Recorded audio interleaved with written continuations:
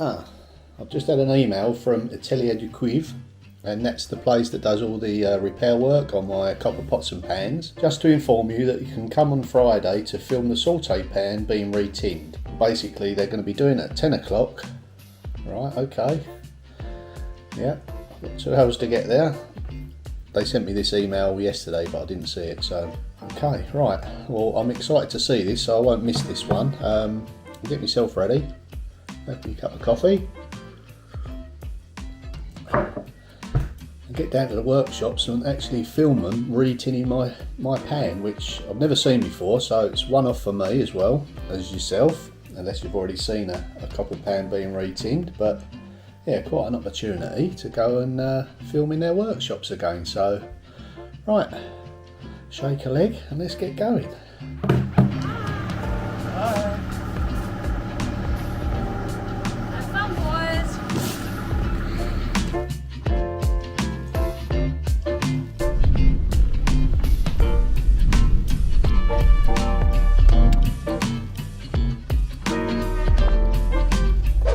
So we're here, we've made good time, we're here before 10, which is good. So let's head off inside and watch them re-tin my pan.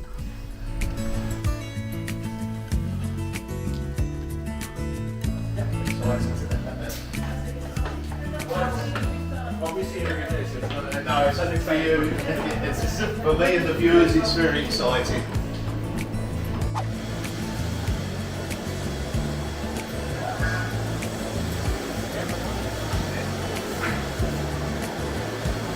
So this, ladies and gentlemen, is the before. You can see the condition. Very worn interior. Now shortly this will be transformed. Beautiful piece. This is the craftsman that's about to re-tin it.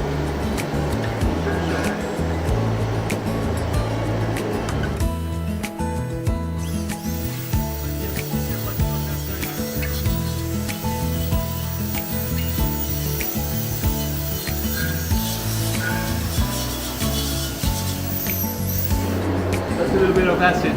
It's just to make the fat look back up. Okay. So you can remove it. The white solution is water and chalk to protect the copper on the outside. The idea so is to protect the outside from getting tin. Okay. So all the residue on the cotton pad is fat and residue that has to come off of the pot before it's tinned. So the melting point of tin is 232. 232. So we're going to get this up to 300 Celsius. Celsius, yes. So the tin melts nicely. Don't try this at home. Usually the result is not the same. No, definitely not. This is for the professionals. So the areas around the rivets need a lot of attention because there's a lot of build up of grease, so that has to be really well cleaned. That's just what he's doing now.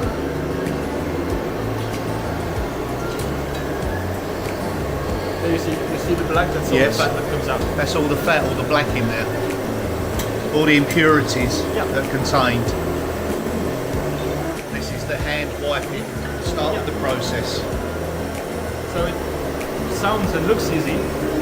So basically there's only a really small layer of tin that's on the pan, and you have to be able to feel that layer between two gloves and cotton as well, and spray it on whole surface evenly.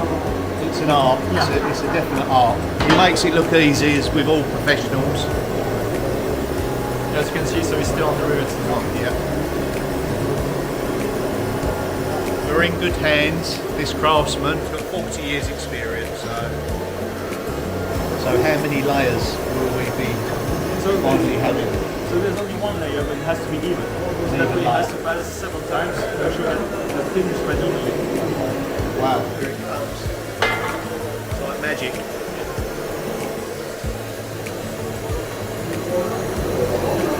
So the art is getting it all nice and even all the way around. Even though you've got thick gloves on. He's putting it first time, removing all the fat that still got stuck. Okay. Then he's going to come back with cotton as well. Okay.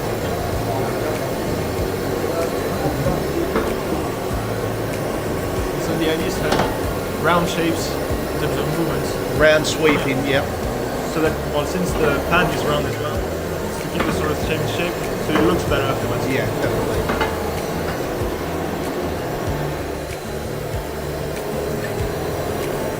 Don't forget, these are not light items, they're quite heavy items to be handling. Several kilos. Yeah, yeah. This one's particularly heavy. And so at some point, a few times a year, we have Sunday plant that grows 46 centimeters diameter. Wow. 4 millimeters of thickness, weighs around 15 kilos. So that's 15 the same kilos. work with it. I've had a few pieces that are around about 10 kilos. I've had them repaired here. This is definitely an art that should be kept alive by people buying copper items, having them repaired, using them.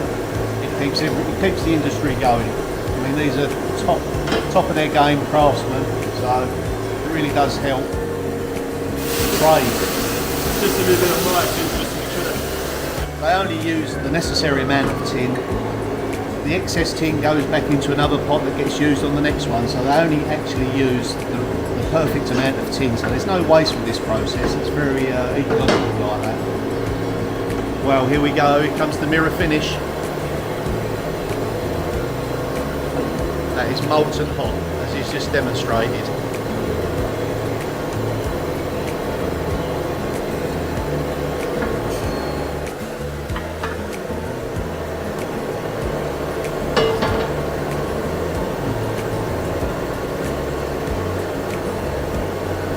So sometimes we also burn the cotton just a bit, Yeah. so that the surface of the cotton is regular. Okay, yeah. So it gets into the shape. Wow. Et voila.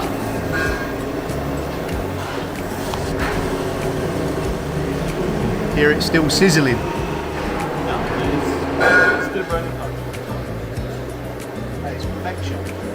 Mirror finish. Merci, monsieur. Parfait. No, it just has to think about the outside, it should be good to go.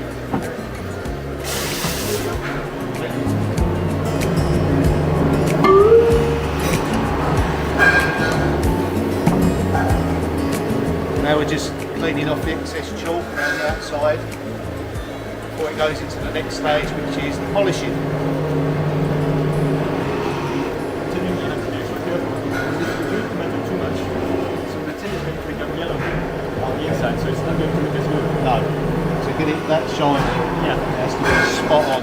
You're saying if it's heating too high, the tin turns yellow, so So that's the reason that when first that it starts heating up the piece, it moves it on the right side, the left side, sorry, so that it's not on the heat anymore. okay, so it maintains the temperature and then moves over. And of course it makes it look so easy, but I'm assured it definitely isn't. It's not. So you're saying that they do have apprenticeships with young people, so the trade is still definitely going. You know, we're keeping it alive, which is good. It's a big part of my business selling. It's finding pieces. Some historic, some are just everyday, but bring them back into service. And some of these pieces are 100 years old. Yeah, so the oldest one we had to work on was from 1700. 1700 was the oldest piece.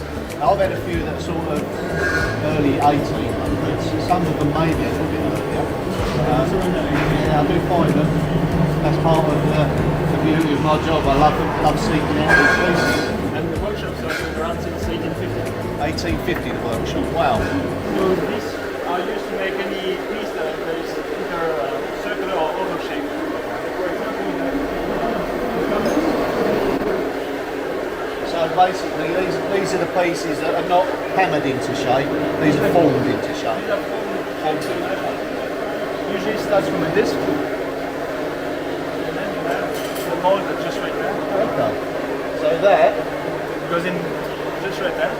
eventually turns into that Exactly. via this process. So I'd imagine the disc goes on there. Yeah, so you get it stuck in between. Yeah. Have to be careful so that it's centered as well. Yes. So that is done by the eye as well. So there's no measurements. Yeah. And so when you start pushing the metal, which just looks like just pushing the metal, actually quite even harder. But if you don't push it, you just down. You have to keep the same thickness, for example. There should The be gauge around- has to stay the same, yes. Yeah, so the thickness that you have to measure there is the same at the end. It's You're consistent. not stretching the magnet. And so, So there's an art in applying the right amount of pressure. the man that does it has to be able to feel where there's a lack of thickness and move the matter around so that it just stays regular. So what looks a simple pot really isn't in its manufacture. It's quite an art. But the beauty is that they're all handmade. Exactly. Yeah. How long is the apprenticeship that you serve? Well, it depends on the person. Okay. Usually you can go from 2 to 10 to 12 years, depending on the pieces you make. So I'm too old now. Not necessarily. If you have the touch for it. Yes, maybe 2 to 10 years the apprenticeship. And either way, you're going to learn basically your whole life. Always learning.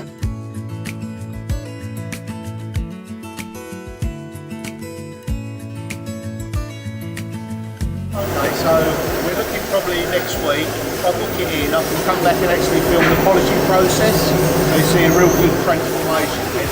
And so yeah, that'll be another honour for me, really. Thank you very much. So we'll get that booked in and we'll return. This is a process for making like a pot, like a casserole pot. So we start off with a disc, and this is all done by hand. Yeah, this so process. when it's done by hand like this, so you see all the steps. Yeah. In between each step, there is a reheating of the piece. Okay. To Because- keep it malleable. Yeah, because since you work the material, it's going to become harder, Yeah. and that's the point it becomes too hard to move it. And so we have to go up to 600 degrees, 680 degrees, 680 degrees. around that sort of That's range. And so the copper becomes red like a cherry, and that's when you know. So you have to be reheating the whole surface. And when it's done, you can start working the metal again. It doesn't have to be hot or to work it again, because the copper, once it's heated up, it stays, Stays at malleable. temperature. Yeah. That's good, yeah. Wow. So you can work it when it's cold afterwards. It's totally fine. It's a beautiful piece in itself. So that was a great insight to what goes on behind the scenes. It's nice of him to invite us back to see the process of the polishing. I thought, probably naively, that we was going to probably do that today, the polishing, but never mind. He said no, the pan obviously has to cool down, there's another process that has to go through. There's lots of work that goes into these pieces, you know, they're top-notch craftsmen, so hey, I mean, no rush. We'll come back next time. He's going to email me and be another day out. Another excuse for you to buy me lunchtime. That's a wrap. Right, let's get in the car while it stops raining.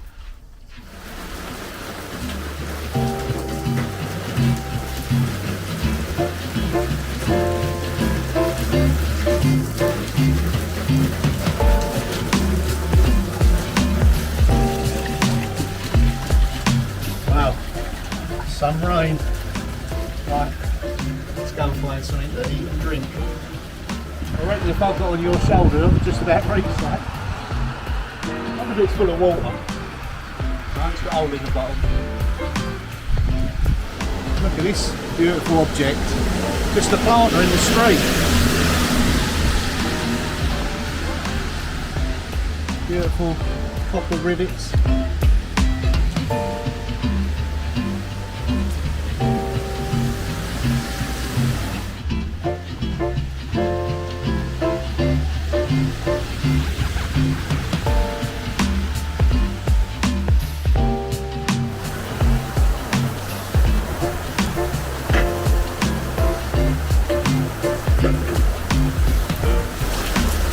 Cheers everybody. So I thought I'd try a traditional French dish called tartiflette. Lardon, potatoes and a creamy sauce. Be delicious, just what you need when it's pouring down outside. And a decent sized salad actually. Bon appetit.